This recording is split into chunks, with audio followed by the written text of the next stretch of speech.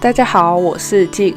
这次安排越南5天4夜，来到有1000年历史的河内，品尝越南道地美食，喝着咖啡感受火车呼啸而过，穿着奥黛漫步在环建湖，搭乘越共皮卡穿梭在老城区，了解当地的历史文化，来到拥有世界遗产海上桂林之称的下龙湾，走访小岛里的壮丽景观，搭乘邮轮行驶在山水风光里，旅宿在极静的海域，最后来到乐天大楼，从高楼欣赏市区美景，介绍景点、美食、饭店。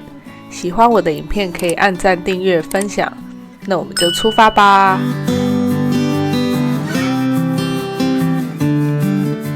大家好，我是静，这次来到越南的首都河内，展开北越5天4夜的自由行。谢谢奥拓提供这次的行程。奥拓有3大优点：幕后团队走访越南各地，帮你做足功课，别出心裁的自助旅行，让你出游没烦恼。第二，买好机票降落河内就好，签证、网卡、机场接驳，河内的住宿还有邮轮住宿都帮你安排好。第三，说走就走，没有传统旅行社的限制，2人成行，非常适合想自助行又懒得安排行程。这次出发前，我只有提供机票跟护照影本给奥拓团队。抵达河内机场的时候，跟举牌人员会合，就可以走外交领事通道，至少省了半小时的排队时间。跟着我一起开箱河内及下龙湾的饭店、景点、美食吧 ，Go！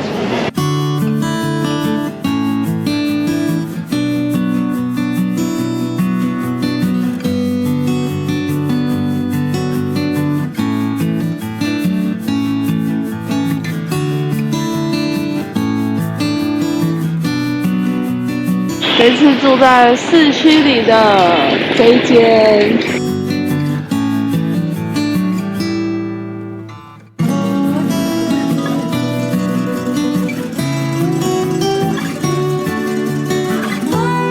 现在来开箱河内的房间，很可爱吧？大概是这么大，然后望出去就可以看到河内的老城市区。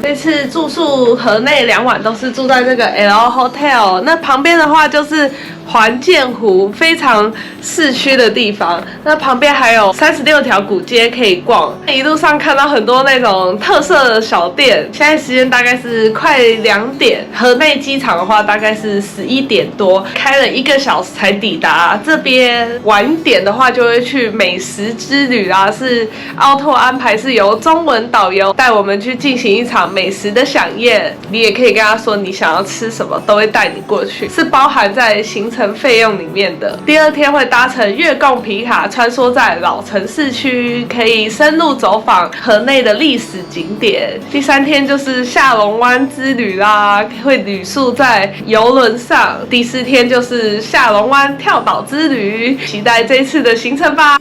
第1天先去饭店附近的景点走走。这里以前又被法国统治过，所以也有东方小巴黎之称。河内是仅次于胡志明市的第2大城市，它会叫河内，好像是因为附近有2条大河交错，红河。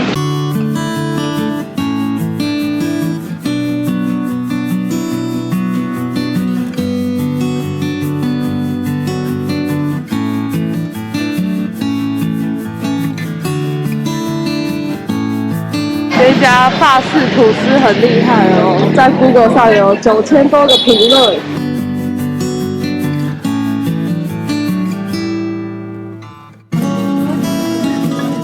看起来比较酥脆的法国面包，它腌的肉很好吃哎，这间推荐大家一定要来，它是有分店，然后对面有一间。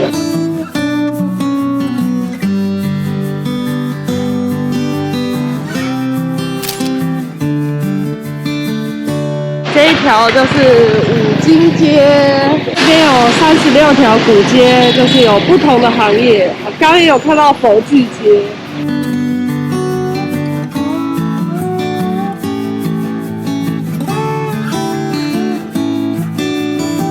来到河内大教堂，1886年所兴建的，是天主教教堂，仿法国巴黎圣母院所建造的哥德式建筑的风格。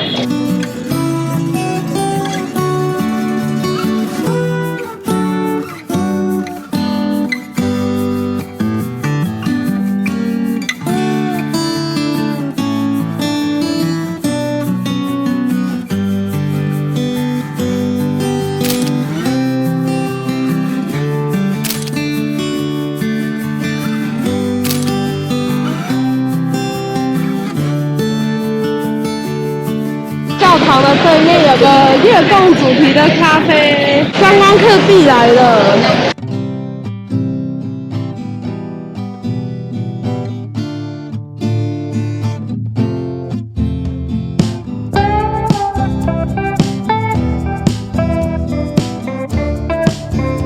生意超好的，而且它有楼上可以坐哦。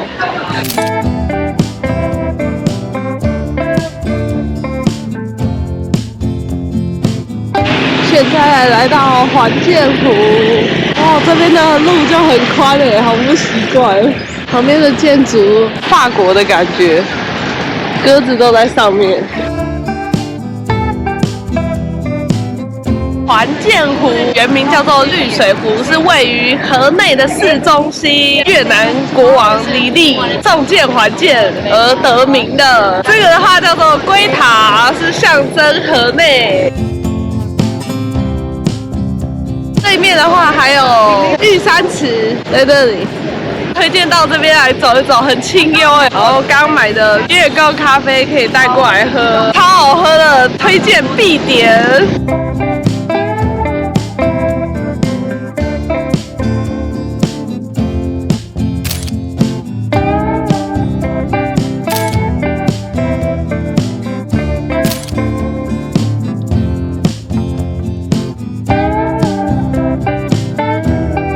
跟着我们的导游，嗨 ，Hello， 小邱导游，跟小邱导游说你想吃什么？各位闻到什么东西啊？咖啡味，这边卖咖啡。刚刚有说想要吃河粉。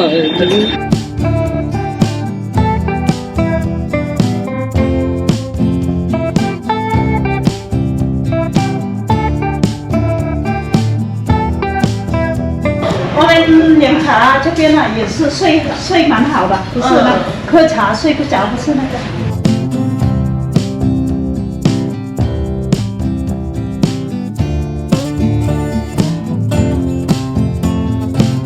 导游带我们来吃这家很有名的米其林河粉餐厅，鸡肉是放山鸡，所以吃起来整个很嫩诶。可以加它的柠檬，因为这边得过2023年的米其林，他也喜欢吃在地河粉，一定要来这一间。刚好现在2楼没什么人，楼高比较低，是因为都是法国时期所建造的。从奥拓的自助旅行攻略这边有很多的美食可以参考。现在已经吃了河粉、烤猪肉米线，听说奥巴马也有来吃。这边有很多小吃的介绍，都可以直接跟导游说你想要吃什么。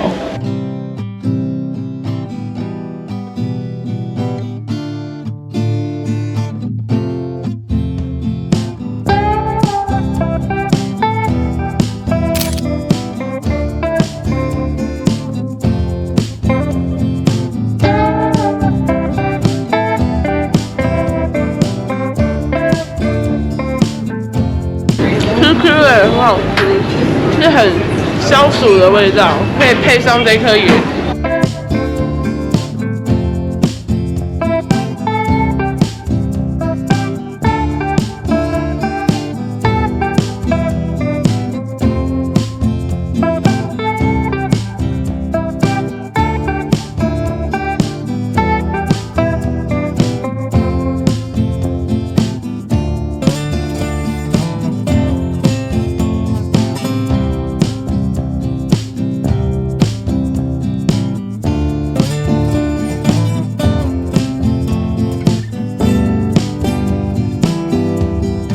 吃越南小吃烤肉米粉，汤头很浓郁，然后融合的烤肉味。难怪会得米其林，真的超好吃的，推荐大家一定要来吃。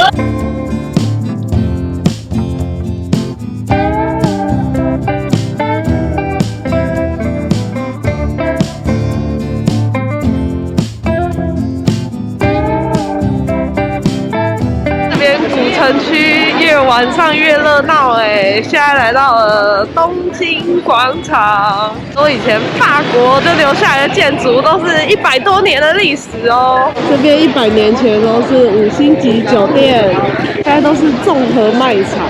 晚上的时候有10几条街，6点之后车就不能进来了，变得很好走，而且都这种酒吧，晚上也可以来喝酒。这边也是100多年前法国的建筑哦，小巴黎的感觉。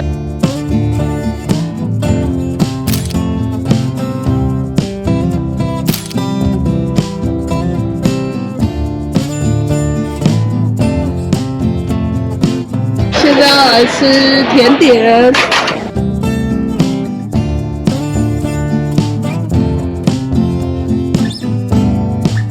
是布丁跟芒果酸奶。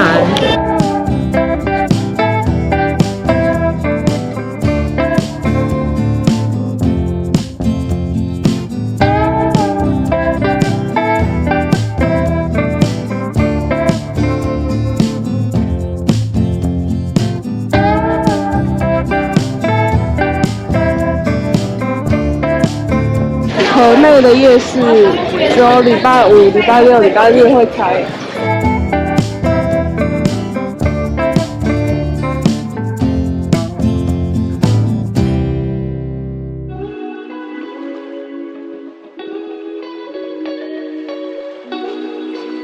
第二天一早搭乘越共皮卡市区导览，走访各个历史景点地标。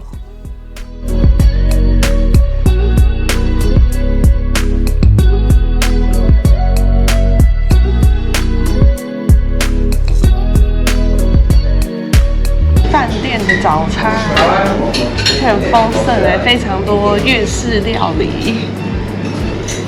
我很喜欢这边餐厅的气氛。大家早安，今天是我来到越南的第2天。等一下的行程就是搭乘皮卡穿梭在河内的知名景点，集合地点的话是在饭店的门口，非常的方便。今天出发的时间是7点25分，出发吧 ，Go！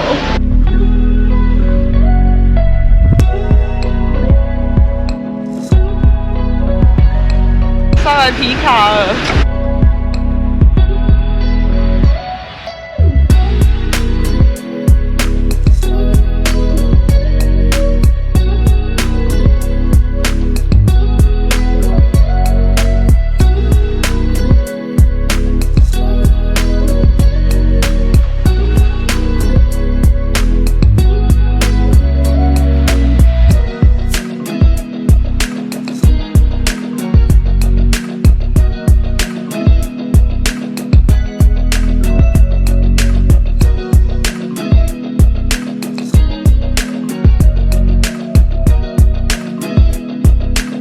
这里是孔子庙。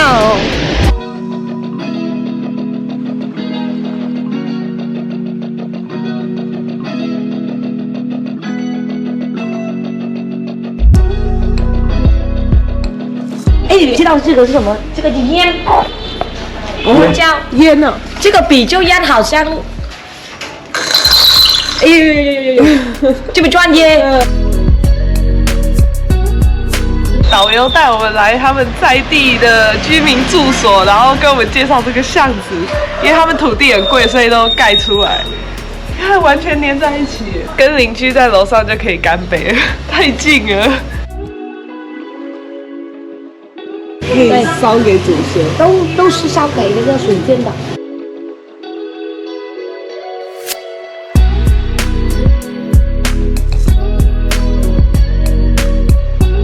来到肉市场，青蛙，鸡啊，鱼啊。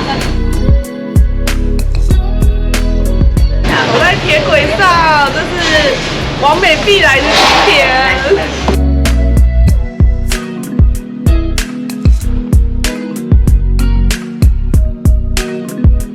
房子都又细又高。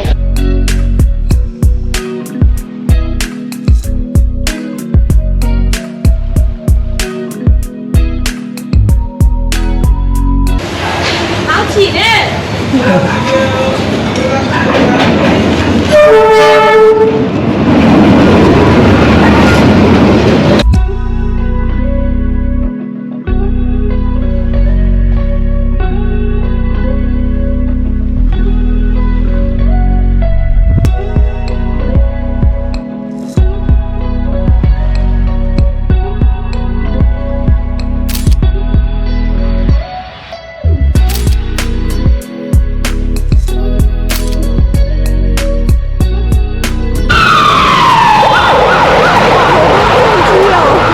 圣地博物馆，1972年打下来的。这个是美国的轰炸机，听说在越南大战的时候有轰掉34架轰炸机，然后他们的武器是苏联提供的。哇，真的很大哎！这是胡志明老先生。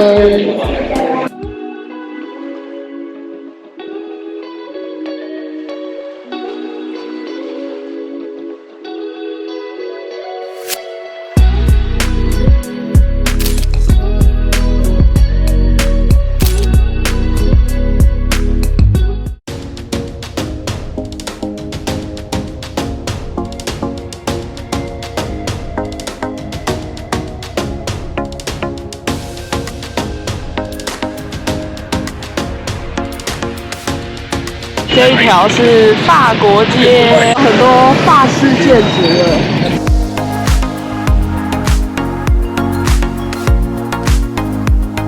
前面是主席府，黄色的。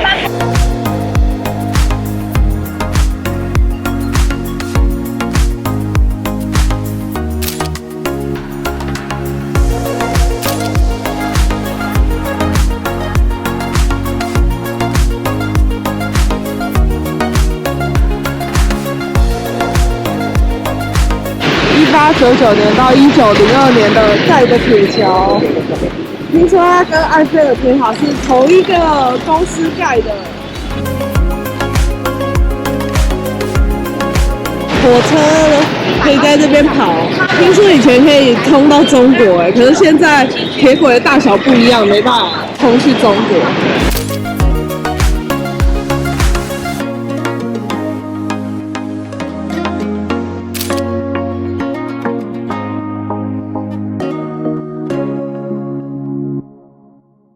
现在跟着导游来到神秘的地方。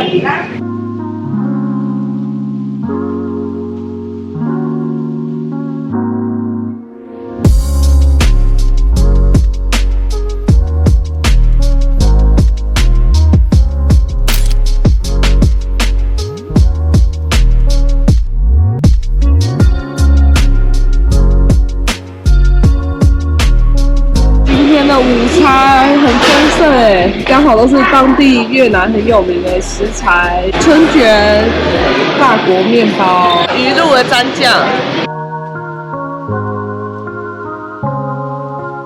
好好吃哦！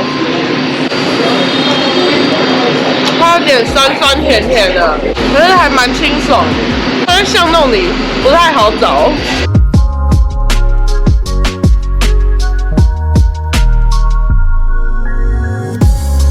很像河粉但是它的面是五颜六色，是牛肉，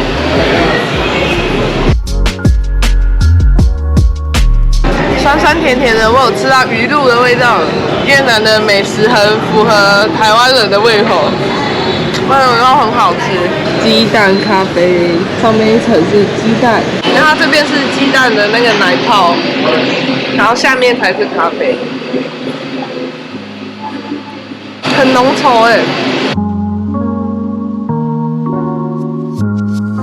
来越南必喝的，很好喝。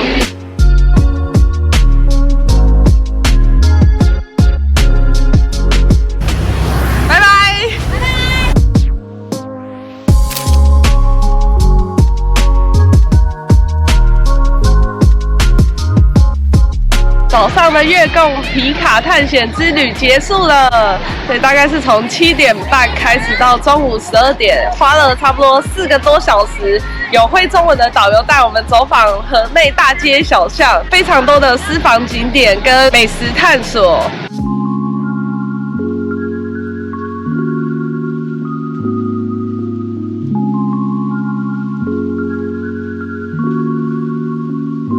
现在来到越南的森龙皇城的，又称为河内的故宫。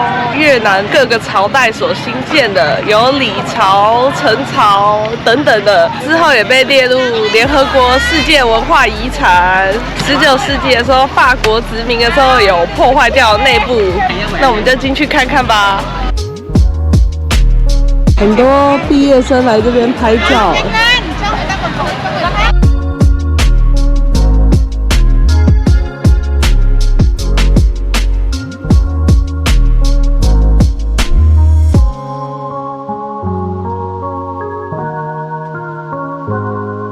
有不同传统服饰，价格也都不一样。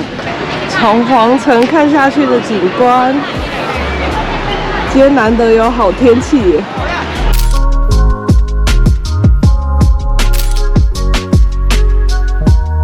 计程车都是用 APP Grab 的叫，用信用卡刷卡的。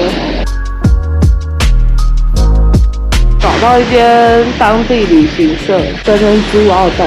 换好他们的传统服饰戴奥的服装了，很适合吧？我找了好多间啊，价格的话是15万越南盾，对，大概150块台币左右。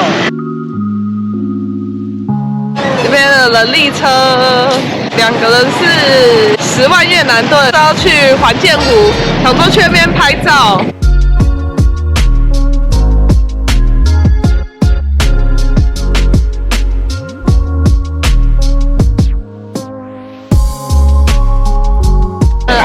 提供专属的优惠码，对这次的行程有兴趣的人，可以在影片下方点选链接查询。晚上就要去这边有名的披萨和有名的粤式按摩了，Go！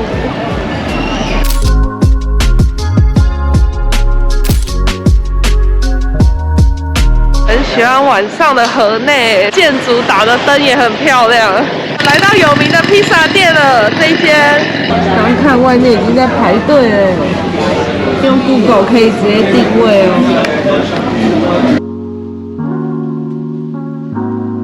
等了半小时的披萨终于来了，他客人超多的，cheese蘑菇，有火腿。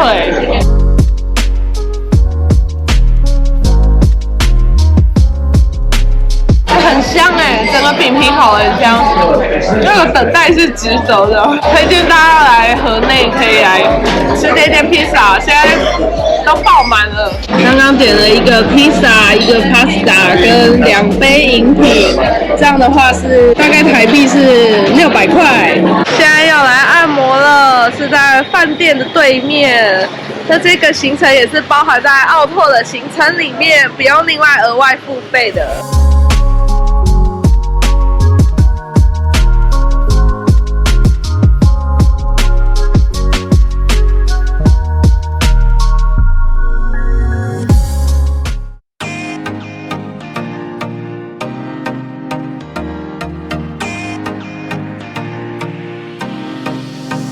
大家早安，今天要去下龙湾。一早就有人来接我们，大概在8点的时候要去搭车。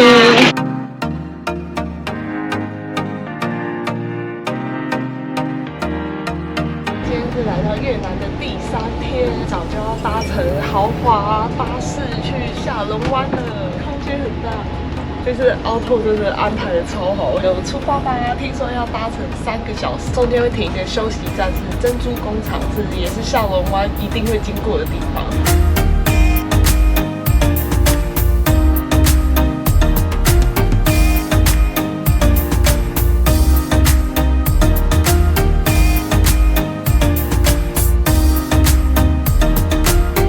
离开老城区就看到好多越南的别墅哦。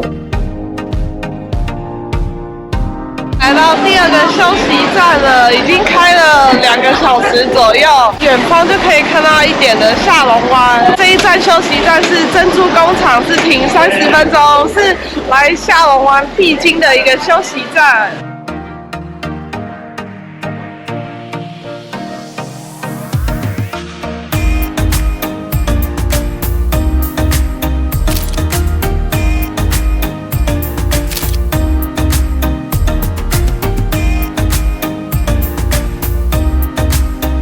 哇，这边盖好多豪宅哦！大家知道这一栋要多少吗？知道的可以下方留言哦。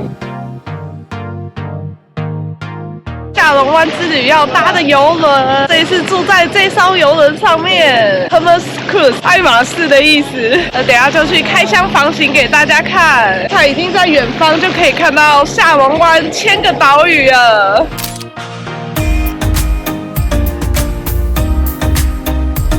等到12点10分才可以登船，终于要登船了。大的阳台哦，每一个房间都有阳台。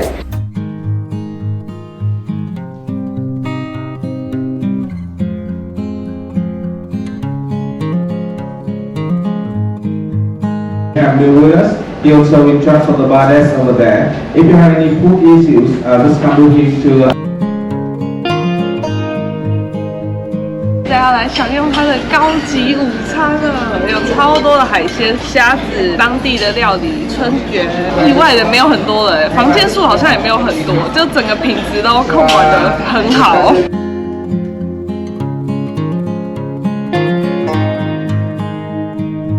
传说中的下龙湾呢，是由2000个岛屿所组成的哦。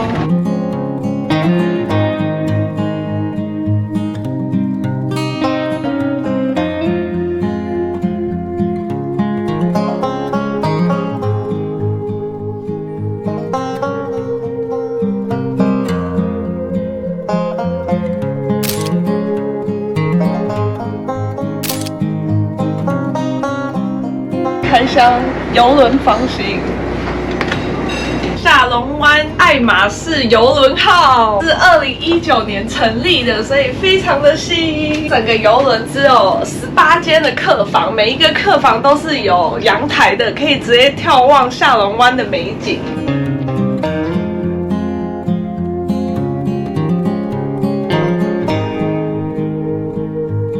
传说下龙湾是有神龙帮助人民，然后对抗敌人，取名叫做下龙湾。等一下应该就会去一个叫做金亚洞的地方，是大大小小的钟乳石，非常的壮观。有2000多个岛屿，也被称为海上的桂林，新世界自然文化遗产的地方，算是北域必来的景点。那有没有很像一幅山水画？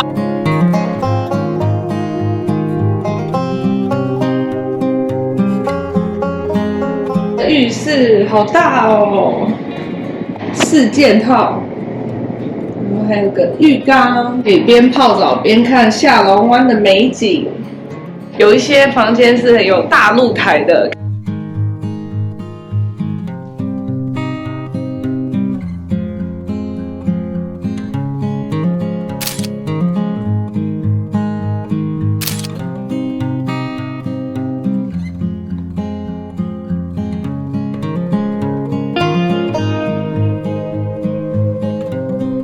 这片水域真的很大，而且很稳，不会有晃来晃去的感觉。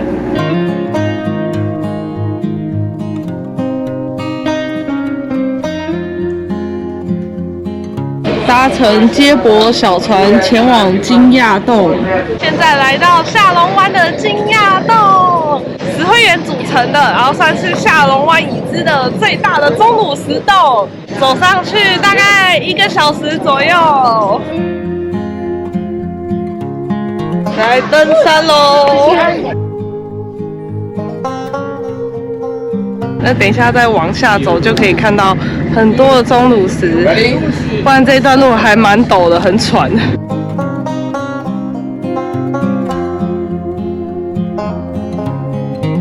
这里真的很震撼哎，高高低低的地形，它的步道都铺得很好，所以算是长辈也可以来的地方。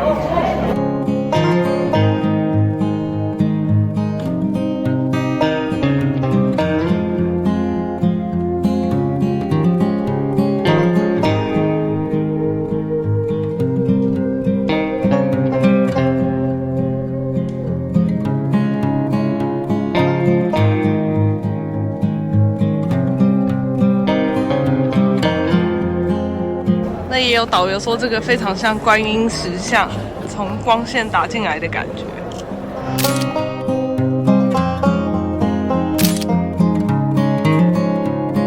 我来到最高点了，上面的话有卖一些纪念品，看下去的景观很震撼哎。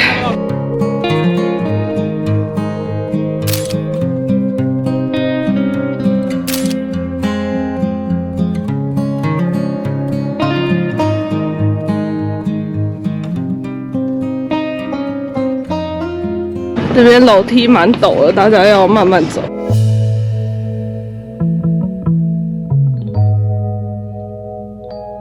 这里就是来接大家走的船，这一座桥上啊都是世界文化遗产的标志哎。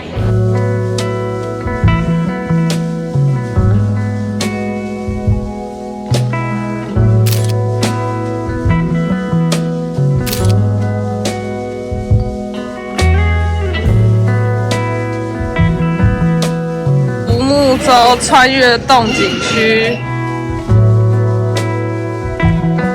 这个洞有人帮忙划的，也可以自行划独木舟，2个人一组。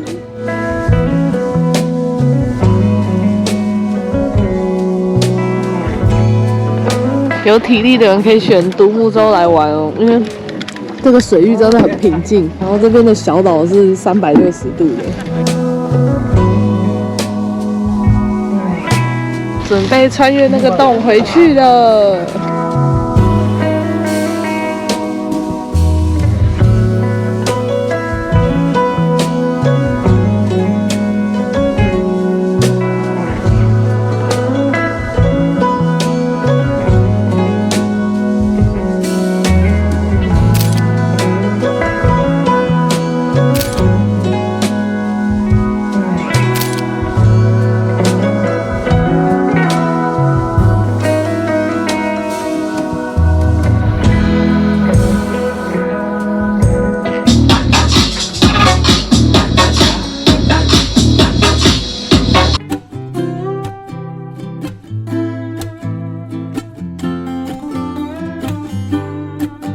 You can make this one very easy at home. 晚上的下龙湾，所有的床都点灯了。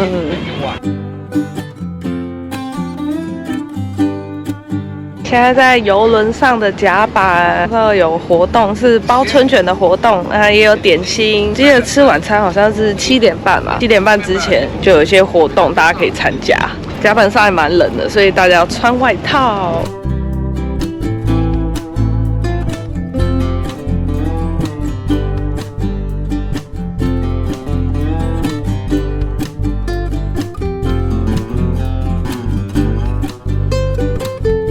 我的春卷做好了，就可以吃点小点，然后等一下再吃晚餐这样。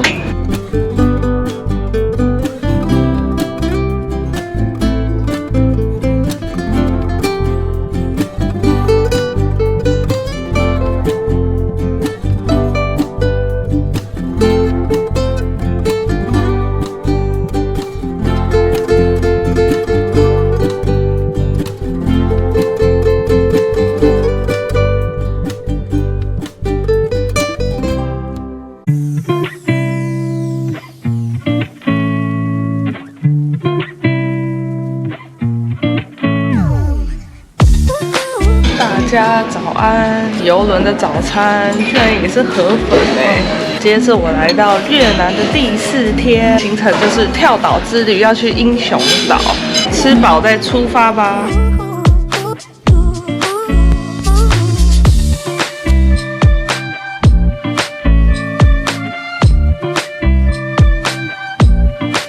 抵达了英雄岛，然后这座岛叫做汀岛，以前胡志明先生跟一个苏联人来的，所以就用这座岛取名叫他的名字。他是一位太空人，对面的话就有他的雕像，这边是他的雕像，然后等一下就要爬到最上面，看到整个下龙湾的景观，高度是海拔80公尺，400多阶的楼梯，来回大概是1个小时。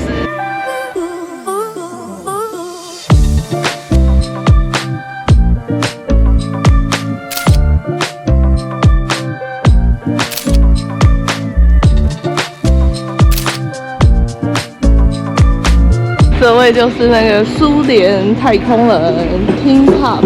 英雄岛居然有海滩呢，有些人会在这边打排球。这边的下龙湾好震撼哦！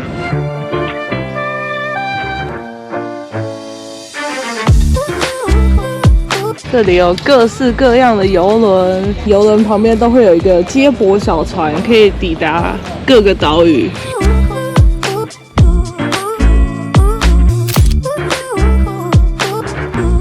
今天也是个登山行程哎。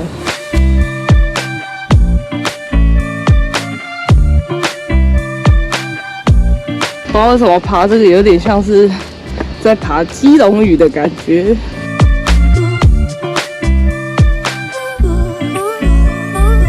抵达英雄岛山顶上了，是一个凉亭，这里又眺望更远了。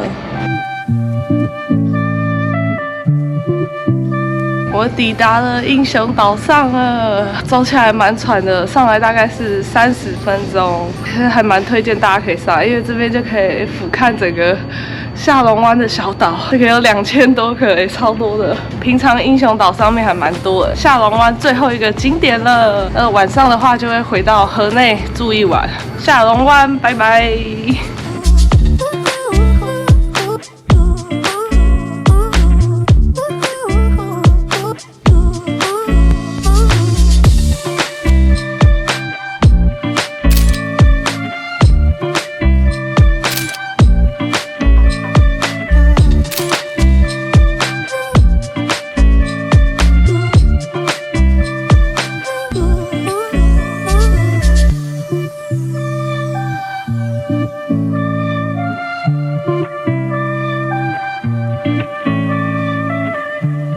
河内最后一天住的饭店，它的外观还蛮漂亮的，法式风格，离前2天住的饭店不远，楼下也是非常多可以逛的地方。等一下会直接去摩天大楼乐天，可以看景观，进去开箱饭店吧。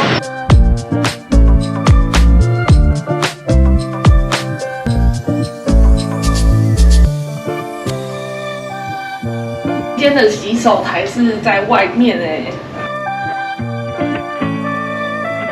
刚刚那个整个大厅还蛮高级的，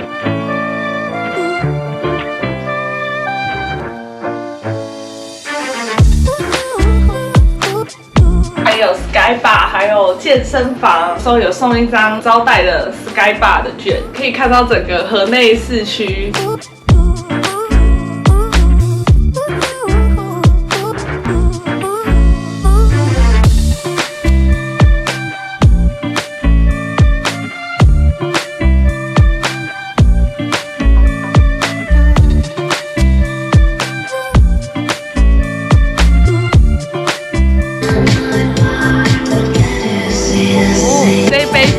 259台币左右。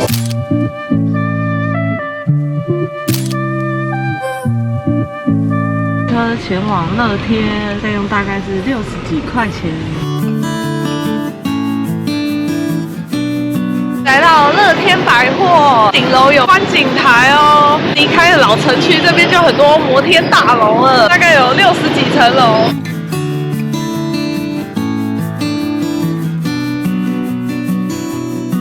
入口在 B1， 这边写河内 Sky， 是外国人的价格，好，这是越南人的价格，大概是230块台币。现在在 B1， 等一下就直达65楼。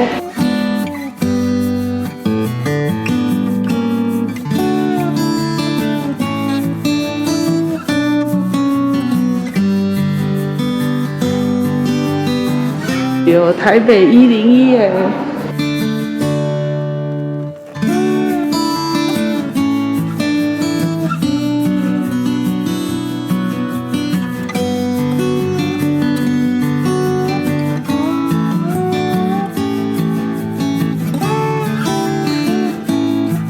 怕高的人可以上来这边拍照哦。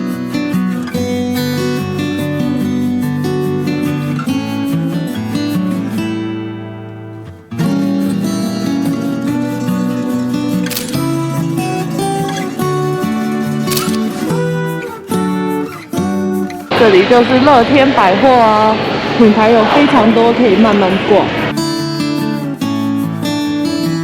晚餐来吃这间，它是2023米其林的餐厅。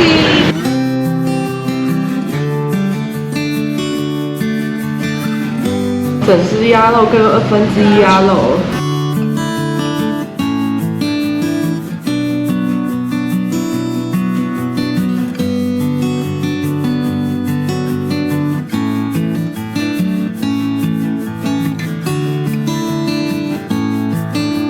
河内也有推荐买手工蜡烛哦，是老板娘自己手做的，200多块台币，那有小颗跟大颗的。这一间。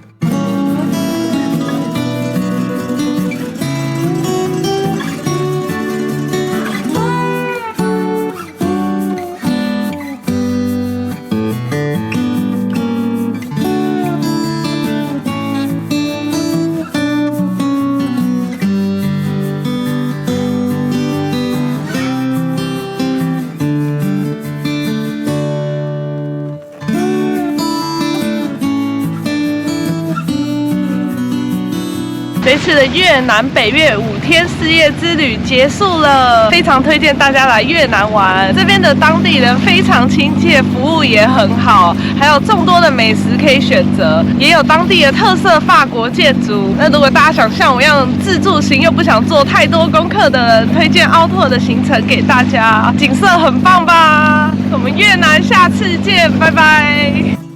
喜欢我的影片可以按赞、订阅、分享，看更多照片可以追踪我的IG。下次见，拜拜。